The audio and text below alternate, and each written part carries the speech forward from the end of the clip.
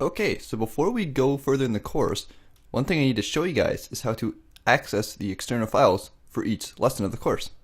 So if we go in here and we click on a particular lesson for our JavaScript Basics course, we're going to stop our video from playing. You'll notice here that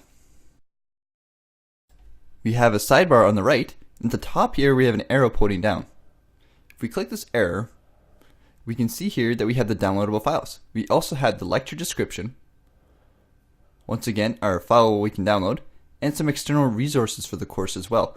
These are going to be extra pages, web pages that are going to explain anything that I cover in these videos that maybe you want to read up upon or just check out in further details. So if you ever get stuck in your lessons and you just can't figure out your code and you don't know what's going on, you can always download the external file, which will have the resolved code for the end of the lesson. So if we download the file, we can click it here and open it. You're going to need a WinZip or WinRAR or something like that to open zip files. But once you open the file, we can now run it. You can see that our script for this particular lesson can easily be run here. So this is just for you if you ever get troubles, or let's say you can't get your program to run.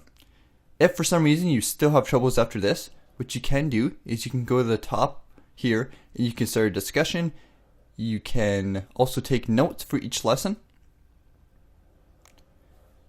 And if we go back to the first tab, it just takes us back to the course where you can go to the lectures. So that's it. I want to show you guys how to access the external files. Now let's get ready and let's start programming with JavaScript.